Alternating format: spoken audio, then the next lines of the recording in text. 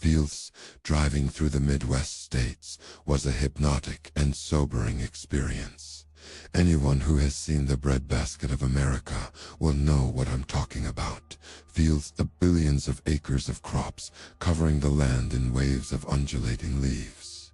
The tame wilderness, organized into rows, blocks, and circles, continued on for hours and hours, and days and days. That's one of the strangest things about driving through the Midwest. The endless oceans of cornfields, birthed by man's labor, seem to go on without end, but without signs of the people who created them. A car here, a small house there, a windmill, a rotting barn. Hell, it's as if some great civilization built it eons ago and then died out, leaving behind the living remains of their work. That's how I found myself on the evening of the last day in July, driving my red sedan through a tunnel of road cut through the cornfields. No broad highway from either, a gravel detour I had been promised would lead back to the interstate. The last few exhausting days had seen me driving non-stop across the country, but now the sun dipped low, and the end of my trip drew near. Only a mile more of gravel road and a few insignificant minutes on the freeway stood between me and rest. Unfortunately, my car was struggling with the narrow country road. The guy at the gas station had promised it was worn but passable. A few miles in, though, it became obvious neither description fit. Anxiety didn't truly kick in until the gravel became dust, then mere ruts in the ground. Weeds between the tire tracks slapped the underside of my car. I considered turning around and taking the long, paved route, but stubbornness won. I pushed on through rising weeds and deepening dusk. As the sun kissed the earth, I stopped.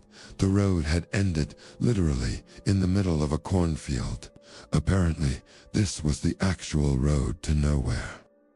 I cursed the hicks at the gas station for the bum directions. I weighed my options. Go back the way I came, holding back a headache and some curse words. I sat there. That's when I heard it. The unmistakable roar of a Harley, close and tearing down a highway. Evidently, the interstate was nearby, just through the corn. I felt a little guilty about what I planned, but stubbornness and fatigue won. I plowed through a few hundred feet of some farmer's cornfield, not sure if my sedan could take it, but it did. The car crushed the stalks like a champ.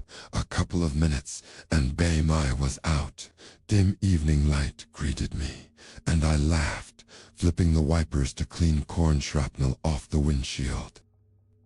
Then I stopped, mid-laugh. This wasn't the highway. A paved two-lane road stretched in a straight line into darkness.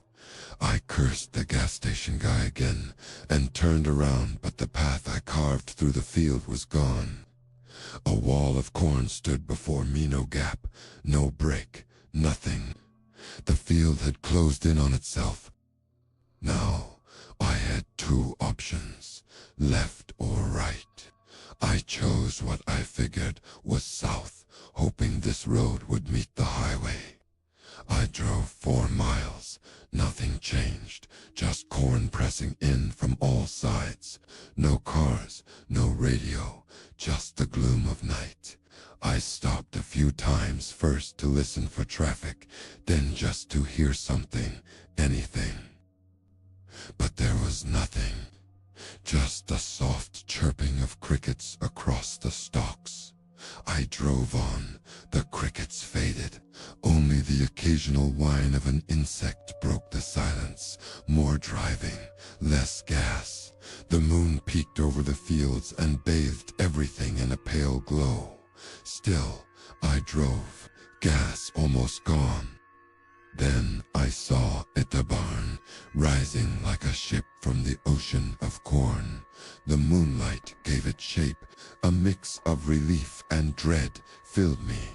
I took a turn, followed a short driveway, and parked at the bottom of a hill leading to its doors. It was old, very old. More than just abandoned, it felt ancient, forgotten.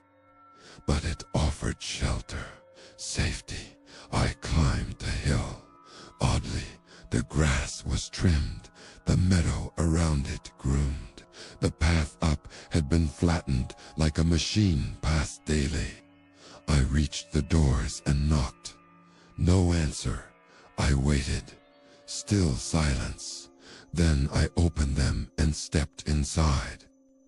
The smell hit first, powerful, like a punch to the nose. Sour, rotting, nauseating. I gagged, gasped for fresh air. As my eyes adjusted, I saw what caused it. Corpses, dead bodies, filled the barn. Some fresh, some rotten, spread on tables, hung from walls, piled in corners. Grinning mouths, empty eyes. I staggered, knees weak, hundreds of them.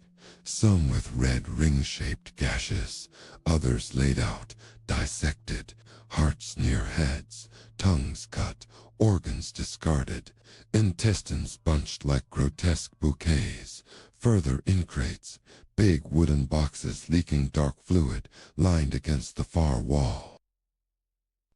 I slammed the barn doors shut and ran to my car.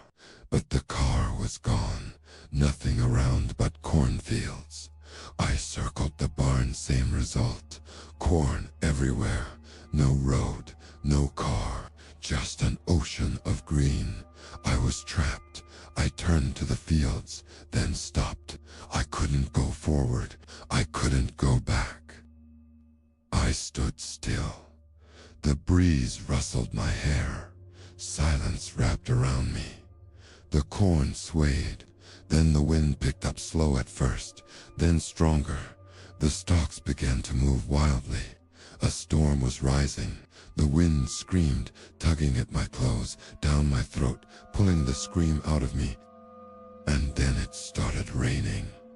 Not just rain, a wall of water. A torrential downpour, drenching the world. The sound of it drowned the screams, the wind, the silence, and in that moment, as the field blurred into shadow and water, I realized I wasn't alone anymore.